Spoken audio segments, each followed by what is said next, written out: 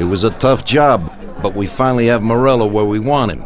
Now one last step remains. Eliminate him. In his sections of the city, there's theft, robbery, blackmail, illegal lotteries, gaming rooms, and whorehouses appearing all the time. But what's the biggest problem? Drugs? Horse shit. The problem is that we don't get a cent out of it. That'll change as soon as we get rid of Morello. His organization will collapse, and all those small-time cheats, thieves, and criminals will kill each other without anybody over there to maintain order. Today, we can finally remove that bastard once and for all. Paulie has come up with a plan. That's right.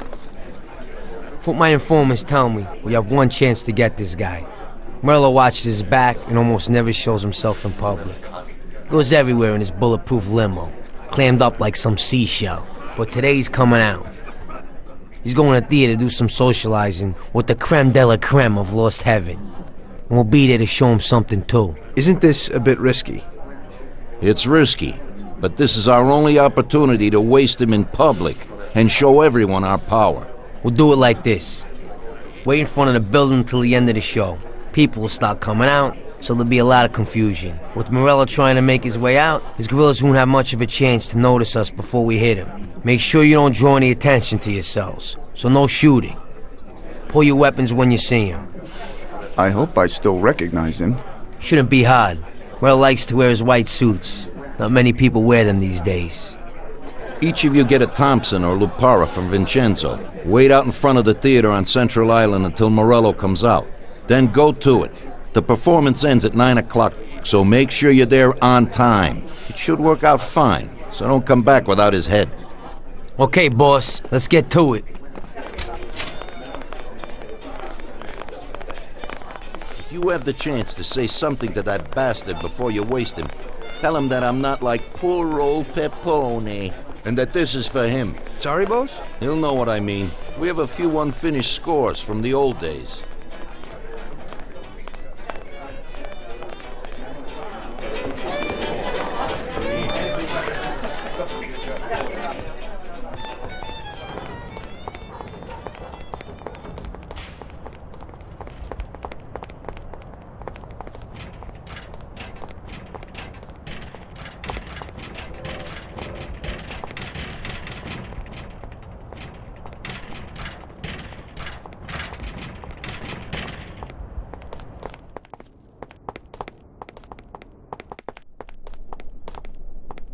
Vincenzo, today we need some real heavy artillery.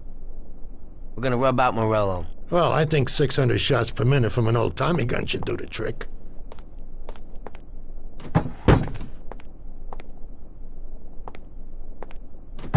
At the same time, we could stick to the ancient ways and use a more traditional Sicilian weapon for a job of this size.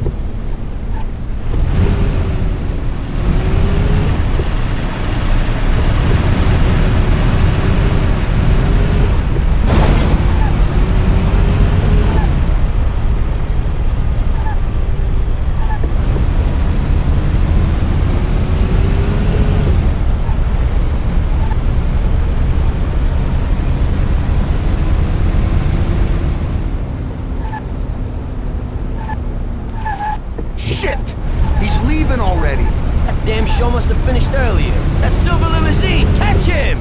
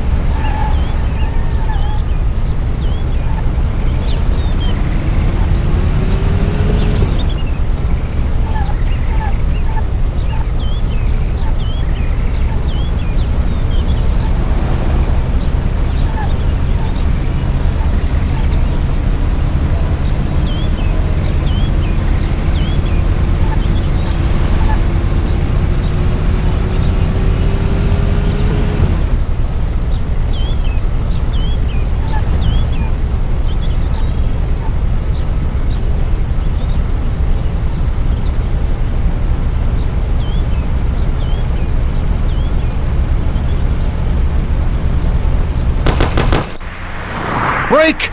Hit the brake!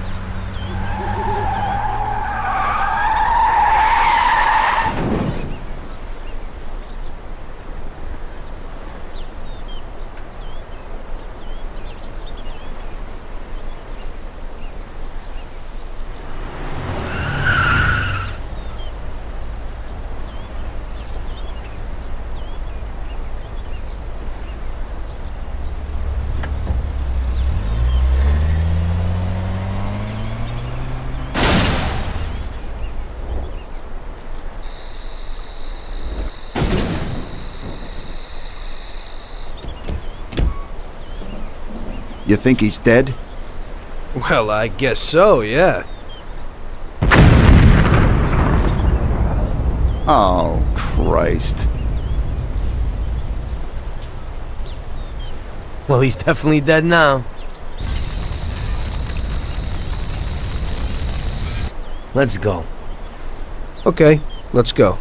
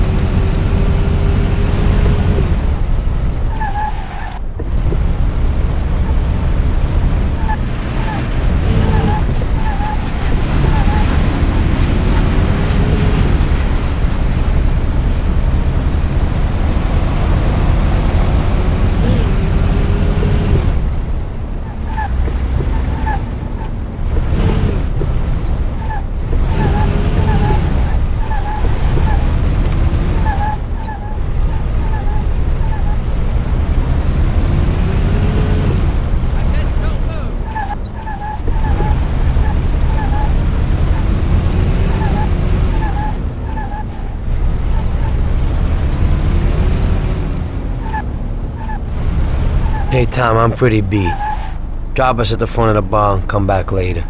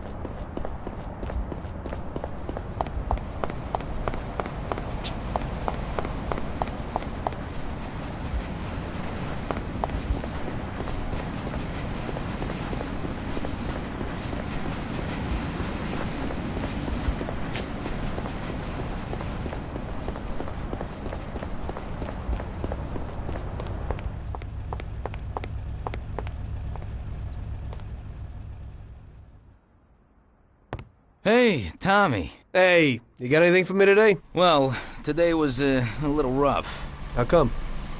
You know, the guys left the car here that was involved in a chase with the cops, and, I kinda need to get it out of here fast. Why didn't they dump it themselves? Oh, well, we had a deal worked out with them, but, it was meant to be a sure thing, and it didn't work out. They were a little pissed, so they left it here.